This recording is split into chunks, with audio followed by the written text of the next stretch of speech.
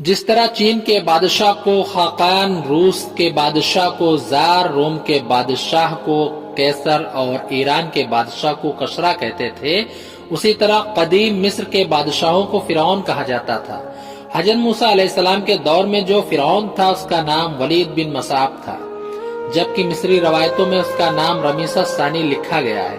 فرعون خود کو نہ صرف مصر کا بادشاہ بلکہ خدا کہلواتا تھا اور خود کو مقدس ہستی ظاہر کرتا تھا۔ وہ اپنی رعایا سے کہا کرتا تھا کہ میں تمہارا سب سے بڑا رب ہوں۔ وہ نہایت ہی ظالم اور سرکش اور متکبر تھا۔ وہ لوگوں کو چھوٹی چھوٹی غلطیوں پر سخت ترین سزائیں دیا کرتا تھا۔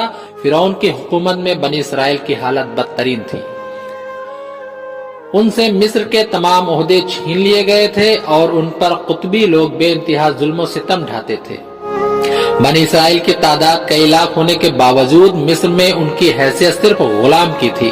فرعون نے یہ حکم جاری کیا تھا کہ لوگ اس کے آگے سجدہ کریں گے اور بنی اسرائیل میں سے جو شخص بھی اسے سجدہ کرنے سے انکار کرتا وہ اسے کھولتے ہوئے تیل میں ڈال دیا کرتا تھا۔ اللہ نے حضرت موسیٰ علیہ السلام کو مبعوث کیا۔ انہوں نے فرعون کو دعوت توحید دی اور اسے سرکشی اور تکبر سے توبہ کرنے کو کہا۔ حضرت موسیٰ علیہ السلام اور حضرت ہارون علیہ السلام دربار فرعون میں گئے اور فرمایا، ہم دونوں تمہارے رب کے رسول ہیں، ہمارے ساتھ بنی اسرائیل کو جانے دو اور سلامتی اس آدمی پر جو راہ حق کی پیروی کرے۔ فرعون کہنے لگا، تمہارا رب العالمین کون ہے؟ موسیٰ علیہ السلام نے کہا، وہ آسمانوں اور زمین کا رب ہے، اگر تمہیں اس بات کا یقین ہو۔ فرعون کے مطالبے پر حضرت موسیٰ علیہ السلام سے اژدہا کا معجزہ بھی ظاہر ہوا، لیکن فرعون کہنے لگا، میں موسیٰ کو قتل کر دوں گا۔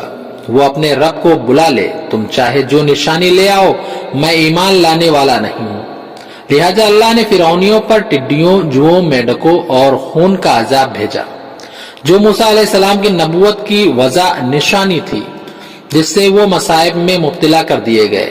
کھلی نشانیوں کے ظاہر ہونے کے باوجود فرعون اپنی انا اور سرکشی پر قائم رہا اور یہ منصوبہ بنایا کہ موسیٰ علیہ السلام اور بنی اسرائیل پر لشکر کشی کر کے انہیں قتل کر دے گا۔ لہٰذا اللہ تبارک و تعالیٰ نے موسیٰ علیہ السلام کو حکم دیا کہ راتوں رات بنی اسرائیل کو لے کر مصر سے فلسطین کے لیے نکل جائیں۔ لہٰذا آپ بنی اسرائیل کے ساتھ نکل پڑے۔ ادھر فرعون نے اپنی پوری لشکر کو جمع کیا اور آپ کے تعاقب کے لیے نکل پڑا۔ شام کے وقت تک وہ بحر احمر کے کنارے پہنچ گئے۔ اللہ نے قرآن مجید میں اس تاریخی واقعہ کو کچھ یوں بیان کیا ہے، پس انہیں صبح کا اجالا ہوتے ہی ان کا پیچھا کیا۔ جب دونوں جماعت ایک دوسرے کو نظر آنے لگی تو موسیٰ علیہ السلام کے ساتھیوں نے کہا، اب ہم یقیناً پکڑ لیے جائیں گے۔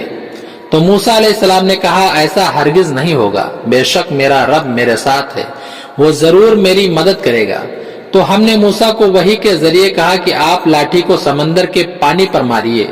انہوں نے ایسا ہی کیا اور سمندر دو حصوں میں پھٹ گیا اور ہر ایک حصہ ایک بڑے پہاڑ کی مانند ہو گیا۔ ہم دوسروں کو بھی اس کے قریب لے آئے اور موسیٰ اور ان کے تمام ساتھیوں کو ہم نے بچا لیا، پھر دوسروں کو ڈبو دیا۔ یقیناً اس واقعے میں ایک نشانی ہے۔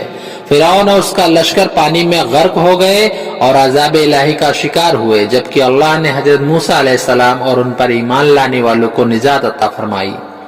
دنیا میں آل فرعون کو سمندر میں غرق کر کے سزا دی گئی اور آخرت میں ان کے لیے شدید ترین عذاب ہوگا، جیسا کہ اللہ نے قرآن مجید میں فرمایا، اور فرعونیوں کو برے عذاب نے گھیر لیا۔ وہ لوگ صبح و شام نارے جہنم کے سامنے پیش کیے جاتے ہیں، اور جس دن قیامت آئے گی اللہ فرمائے گا، فرعونیوں کو سب سے سخت عذاب میں داخل کرو۔